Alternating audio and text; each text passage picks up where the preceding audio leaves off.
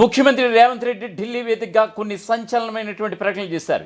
తెలంగాణ స్థానిక సంస్థల ఎన్నికలపైన ఆయన చేసినటువంటి కామెంట్స్ నిజంగా చాలా మందిని నీరుగార్చేసినటువంటి సందర్భం కనిపిస్తోంది. ఎందుకంటే తెలంగాణ హైకోర్టు ఇచ్చినటువంటి గడువు తమకు సరిపోదని, ఎందుకంటే చాలా ఇబ్బందులు ఉన్నాయి, ఎన్నికలు నిర్వహించాలి. సెప్టెంబర్ 30లోగా ఎన్నికలు నిర్వహించడం అనేది అసాధ్యం కాదు, సుసాధ్యమైనది కాదు అంటూ కూడా ఆయన చెప్పినటువంటి సందర్భం. ఈ క్రమంలో ఏదైతే తెలంగాణ హైకోర్టు ఇచ్చినటువంటి గడువు సెప్టెంబర్ 30 ఉందో ఆ 30లోగా ఎన్నికలు నిర్వహించడం ఇది అసాధ్యం. ఈ క్రమంలో మళ్ళీ హైకోర్టుని మేము విన్నవించుకుంటాం అనేటువంటి చెప్పినటువంటి సందర్భం మీడియా ముఖంగా. దీనికి సంబంధించినటువంటి పూర్తి స్థాయి అప్డేట్స్ ఇవ్వడానికి మా ప్రతినిధి సురేష్ ఫోన్ లైన్లో అందుబాటులో ఉన్నారు. సురేష్, చెప్పండి, మీడియా ముఖంగా ఆయన చెప్పినటువంటి సందర్భం, ముఖ్యమంత్రి రేవంత్ రెడ్డి సెప్టెంబర్ 30 లోపు స్థానిక సంస్థల ఎన్నికలు నిర్వహించడం కష్టమంటూ కూడా ఢిల్లీలో మీడియా చిట్చాట్లో సీఎం రేవంత్ రెడ్డి కుండబద్దలు కొట్టేసినటువంటి సందర్భం. ఏ విధంగా చూడాలంటారు దీన్ని? స్థానిక సంస్థల ఎన్నికలకు సంబంధించి మొదటి నుంచి ప్రతిపక్షాలు చెప్పినట్టే జరుగుతున్న పరిస్థితి. ఎందుకంటే ఈ నెల ఏదైతే హైకోర్టు ఆల్రెడీ గడువు ఇచ్చిందో ఈ నెల సెప్టెంబర్ 30 గడువు అయితే పూర్తి కావాలనే నేపథ్యంలో సీఎం అయితే చాలా చిట్చాట్లో తన పాయింట్స్ అయితే చెప్పడం జరిగింది. స్థానిక సంస్థలకు పోవాలంటే ఇంకొద్ది సమయం కావాలని చెప్పేసి హైకోర్టుకు సంబంధించి మళ్ళీ అప్పీల్కి వెళ్లే ఆలోచనలు ప్రభుత్వం ఉన్నట్టయితే తెలిపారు. ఇప్పటికిప్పుడు స్థానిక సంస్థలకు సంబంధించి ఎన్నికలకు వెళ్లే ఆలోచనలో ప్రభుత్వం లేదు అని చెప్పేసి చెప్పగానే చెప్పిన పరిస్థితి. ఎందుకంటే మొదటి నుంచి బీసీ రిజర్వేషన్ సంబంధించి ఇటు సుప్రీంకోర్టు మన రాష్ట్రపతి దగ్గర పెండింగ్ లో ఉంది, ఇటు గవర్నర్ దగ్గర కూడా పెండింగ్ లో ఉంది. కొందరు నైట్ షెడ్యూల్ లో పెట్టాలని చెప్పేసి కొన్ని ఒక కన్ఫ్యూజన్ డ్రామా అయితే బీసీ రిజర్వేషన్ సంబంధించి అయితే కొనసాగుతున్న నేపథ్యంలో ఎట్టి పరిస్థితుల్లో ఇప్పుడు స్థానిక సంస్థల ఎన్నికలు అయితే నిర్వహించలేమని చెప్పేసి రేవంత్ రెడ్డి ఢిల్లీలో చెప్పడం జరిగింది. ప్రతిపక్షాలు కూడా మొదటి నుంచి ఆరోపిస్తున్నట్టు అసలు 42% రిజర్వేషన్ ఎవరిని అడిగి ఇచ్చారు, ఆ కామారెడ్డి డిక్లరేషన్ ఏమైంది ఇప్పటి వరకు, అది కేవలం ఎలక్షన్ స్టంట్ గానే పరిస్థితి. ఓవరాల్ గా చూస్తుంటే మళ్ళీ బీసీలకు సంబంధించి స్థానిక సంస్థల ఎన్నికలు ఇంకాస్త దూరం వెళ్లే అవకాశం ఉందని చెప్పేసి హైకోర్టుకు మళ్ళీ అప్పీల్ వెళ్తామంటే ముఖ్యమంత్రి చెప్తున్నారు. ముఖ్యమంత్రి రేవంత్ రెడ్డి ఆలోచన ఏమై ఉండొచ్చు సురేష్? అంటే ఎప్పటిలోగా ఎన్నికలు నిర్వహించాలనేటువంటి ఆలోచనలు ఉన్నట్లుగా భావించవచ్చు అంటారు? ఖచ్చితంగా దీనికి సంబంధించి ఒక లీగల్ ఒపీనియన్ అయితే గవర్నమెంట్ మొదటి నుంచి తీసుకోవాలనే ఆలోచనలో ఉంది. ఇప్పటికే అటు రాష్ట్రపతి దగ్గర కానీ గవర్నర్ దగ్గర పెండింగ్ సంబంధించి స్థానిక సంస్థలకు సంబంధించిన రిజర్వేషన్ సంబంధించిన బిల్స్ పెండింగ్ లో ఉన్నాయి. బీజేపీని ముందుగా చూపెట్టే ప్రయత్నం కాంగ్రెస్ చేస్తుంది. At the same time BJP కూడా మమ్మల్ని అడిగి రిజర్వేషన్ పెట్టారా, లేకపోతే మమ్మల్ని అడిగి కామారెడ్డి డిక్లరేషన్ పెట్టారని చెప్పేసి ఆ బీజేపీ కూడా ఎదురుదాడి చేస్తుంది. మరో పక్కన బీఆర్ఎస్ అది కేవలం ఎలక్షన్స్ గానే చూస్తున్నాము. స్థానిక సంస్థల ఎలక్షన్ సంబంధించి అంశంగానే చూసాం. బట్ బీసీలకు 42% రిజర్వేషన్ ఎట్టి పరిస్థితుల్లో కాదు. గతంలో కూడా మేము ఇవ్వాలని చూసాం, బట్ అప్పుడు కాంగ్రెస్ పార్టీకి చెందిన నేతలే కొందరు హైకోర్టులో పోయి దాన్ని సవాల్ చేయడంతోనే ఇది అయిపోయిందని చెప్పేసి మొదటి నుంచి కాంగ్రెస్ పరిస్థితి కూడా కాంగ్రెస్ కూడా బీఆర్ఎస్ చేయబట్టే ఇప్పుడు 42% రిజర్వేషన్ దక్కట్లేదని చెప్పేసి కేవలం ఒక రాజకీయ ఆరోపణలు చేస్తున్నాయి తప్ప బీసీలకు సంబంధించి చిత్తశుద్ధి లేదని చెప్పేసి ఇటు ప్రతిపక్షాలు ఆరోపిస్తున్నాయి. జూబ్లీహిల్స్ ఎలక్షన్స్ అయ్యాక ఏమైనా ఉండే అవకాశం ఉందంటారా? ఎందుకంటే జూబ్లీహిల్స్ బైపోల్ ఫలితాన్ని ఒక విజయఢంకా మోగించి ఖచ్చితంగా దీన్ని ఒక రెఫరెండంగా తీసుకోబోతున్నాయి అనేటువంటి వార్తలు కూడా లేకపోలేనటువంటి సందర్భం. దీనిపై ఏమన్నా ఊహాగానాలు ఏమన్నా తలెత్తే అవకాశం ఉందంటారా? నిజంగానే మీరు అన్నట్టు కూడా స్థానిక సంస్థలకు ఇప్పటికిప్పుడు స్థానిక సంస్థల ఎన్నికలకు పోతే ఏ విధంగా ఉంటుందనేది కూడా ప్రభుత్వం ఒక ఆలోచనలో పట్టుకున్న పరిస్థితి. ఎందుకంటే ఇప్పటికే యూరియాకి సంబంధించి గ్రామంలో చాలా వ్యతిరేకత వస్తున్న నేపథ్యంలో ఇప్పటికిప్పుడు స్థానిక సంస్థల ఎన్నికలు పెడితే ఖచ్చితంగా ఎఫెక్ట్ అనేది ఆ స్థానిక సంస్థల్లో ప్రజలు తీర్పు ఇచ్చే అవకాశం ఉంది. కాబట్టి కొద్ది గ్యాప్ తర్వాత ఎట్లాగో ఇప్పుడు సెప్టెంబర్ 30 వరకు గడువు ఉంది. దానికి సంబంధించి ఎలక్షన్ పెట్టలేమని చెప్పేసి హైకోర్టుకు వెళ్ళిన తర్వాత హైకోర్టు ఇచ్చే తీర్పు నేపథ్యంలో మళ్ళీ ఎలక్షన్లకు వెళ్ళాలన్న ఆలోచన ఉంది. ఒకవేళ జూబ్లీహిల్స్ లో కనుక వీళ్ళు అయితే ఆ జోష్ లో మళ్ళీ స్థానిక సంస్థ ఎన్నికలకు వెళ్లే అవకాశం అయితే తప్పకుండా ఉంది. ఈ లోపు ఆ సాధ్యాసాధ్యాలని గ్రౌండ్ లెవెల్ లో పరిశీలించి అటు లీగల్ గాను ఇటు పొలిటికల్ గా గాను తమకు అనుకూలంగా వచ్చినప్పుడు మాత్రమే స్థానిక సంస్థలు ఎన్నికలకు పోవాలని చెప్పేసి ప్రభుత్వం అయితే ఆలోచిస్తున్నట్టు. మరోవైపు రాష్ట్ర ఎన్నికల కమిషనర్ గా ఉన్నటువంటి వికాస్ రాజ్ సైతం చాలా స్పష్టీకరించినటువంటి ఒక ప్రకటన కూడా మనం చూసాం. ఆల్రెడీ బ్యాలెట్ బాక్సులు, దీనికి సంబంధించినటువంటి ఎన్నికల సామాగ్రి, పోలింగ్ కేంద్రాలు, మరోవైపు తుది ఓటర్ల జాబితా ఎక్కడికక్కడ ప్రకటించినటువంటి సందర్భాన్ని కూడా ఆయన ఇచ్చినటువంటి స్టేట్మెంట్ ద్వారా అర్థమైంది. ఎన్నికల సంఘం అయితే తాను అయితే సమాయత్తంగా ఉన్నాం, ఇప్పటికే మీరు ఇప్పుడు ప్రభుత్వం రెడీ అంటే మేము ఎన్నికలకు వెళ్ళడానికి సిద్ధంగా ఉన్నామని చెప్పినటువంటి పరిస్థితి.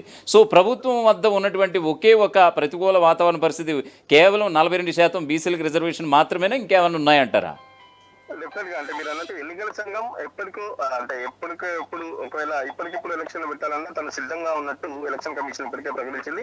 దానికి సంబంధించి గ్రౌండ్ లెవెల్ లో కూడా ప్రిపరేషన్స్ అయితే కంప్లీట్ చేసుకుంది. గవర్నమెంట్ నుంచి గ్రీన్ సిగ్నల్ వస్తే మాత్రం ఎన్నికల సంఘం రెడీగా ఉంది. బట్ చెప్పాను కదా, ఈ యూరియాకి సంబంధించి కానీ ఈ స్థానిక సంస్థల ఎన్నికల్లో దాని ఎఫెక్ట్ పడకుండా కొంచెం పాజిటివ్ ధోరణి వచ్చిన తర్వాత అంటే పాజిటివ్ వీళ్ళకు వస్తుందన్న నేపథ్యంలోనే స్థానిక సంస్థల ఎన్నికలకు సంబంధించి అది రిజర్వేషన్ కూడా తుది తీర్పు ఇచ్చేసి బీసీలకు రిజర్వేషన్ ఒకవేళ కోర్టులు కనుక ఇవ్వకుంటే పార్టీ తరఫున ఇస్తామని చెప్పేసి గతంలోనే కాంగ్రెస్ పార్టీ ప్రకటించింది. మేము చేయాలనుకున్నా కూడా దానికి సంబంధించి బీజేపీ ప్రభుత్వం నేషనల్ పార్టీ అంటే సెంట్రల్ లో ఉన్న బీజేపీ ప్రభుత్వం సహకరించాలన్న సాకృతాన్ని కూడా ఒకవేళ ఎలక్షన్ కి వెళ్ళే అవకాశం అయితే ఉంది. Okay Suresh, thanks for updates. మొత్తానికి ఇది పరిస్థితి. మొత్తానికి ప్రభుత్వం నుంచి అధికారిక ప్రకటన రాని వచ్చేసింది. ఢిల్లీలో ఉన్నటువంటి ముఖ్యమంత్రి రేవంత్ రెడ్డి తెలంగాణలో ఉన్నటువంటి స్థానిక సంస్థల ఎన్నికలపై క్లారిటీ ఇచ్చేశారు. సెప్టెంబర్ 30లోగా ఎన్నికలు నిర్వహించడం మాకు సాధ్యం కాదు, తెలంగాణ హైకోర్టు ఇచ్చినటువంటి గడువు మాకు సరిపోదు అనేటువంటి ఒక స్టేట్మెంట్. నిజంగా మరోవైపు న్యాయ నిపుణులతో కూడా దీనిపై సంప్రదిస్తాం అనేటువంటి, అంటే మళ్ళీ నెక్స్ట్ మరికొంత సమయం కావాలని మేము తెలంగాణ హైకోర్టును కూడా కోరుతాం అనేటువంటి సందర్భం కూడా ఆయన వ్యక్తపరిచినటువంటి సందర్భం. సో ఈ క్రమంలో ఇప్పటికే ఆల్రెడీ రాష్ట్ర ఎన్నికల సంఘం ఎన్ని పోలింగ్ కేంద్రాలు ఉన్నాయి అనే దానిపైన మీడియా ముఖంగా ఒక క్లారిటీ ఇచ్చేసింది. మరోవైపు ఎంతమంది ఓటర్ జాబితా ఉన్నారు అనే దానిపైన కూడా పంచాయతీల వారీగా వార్డుల వారీగా ఎక్కడికక్కడ బయట ప్రజెంట్ చేసినటువంటి విధానం కూడా మనం చూసాం.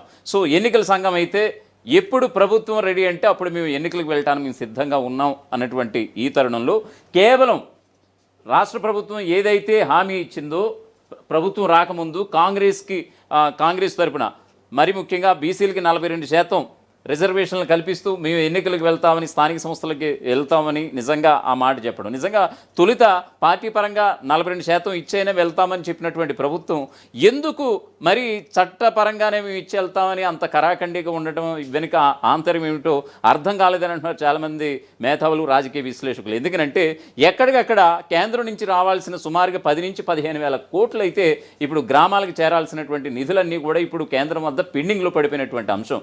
సో ఎక్కడికక్కడ ఈ స్థానిక సంస్థల ఎన్నికలు జరిగితే తప్ప ఆ యొక్క కమిటీ ఆ యొక్క సభ్యులు అక్కడ బలపడితే తప్ప అంటే ఒక సర్పంచ్ కానీ ఒక వార్డు మెంబర్ కానీ అక్కడ నిలబడలేకపోతే తప్ప ఖచ్చితంగా కేంద్రం నుంచి ఈ నిధులైతే వచ్చే అవకాశమే లేదు. దాదాపుగా సంవత్సరంన్నర పైబడి నుంచి ఇప్పుడు సర్పంచ్లు కావచ్చు, ఇటు మున్సిపాలిటీలు, కొన్ని కార్పొరేషన్లు కూడా ఇప్పుడు అధికారుల పాలనలోనే కొనసాగుతున్నటువంటి పరిస్థితి. సో ఖచ్చితంగా మరొకవైపు ఎక్కడో తెలంగాణ ప్రభుత్వం భయపడుతుంది అని అంటున్నారు చాలామంది.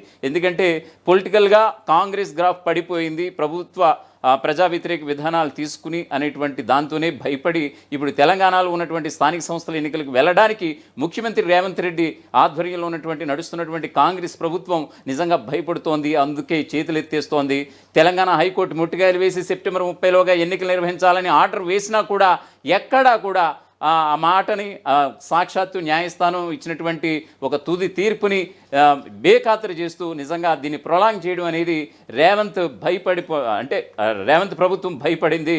తెలంగాణలో స్థానిక సంస్థల ఎన్నికలు ఇప్పుడు జరిగితే గనక పొలిటికల్ మైలేజ్ మాకే వస్తుంది అని అంటూ ఒకవైపు బీఆర్ఎస్, మరోవైపు బీజేపీ చెప్తున్నటువంటి ఈ యొక్క స్టేట్మెంట్ చూస్తుంటే కొన్ని క్షణాల క్రితం ఢిల్లీ వేదికగా రేవంత్ రెడ్డి మాట్లాడినటువంటి విధానం కొనకి చూస్తే నిజంగా ఇటు బీజేపీ ఇటు బీఆర్ఎస్ చేసినటువంటి ఆరోపణలకి నిజంగా అద్దం పట్టాయి.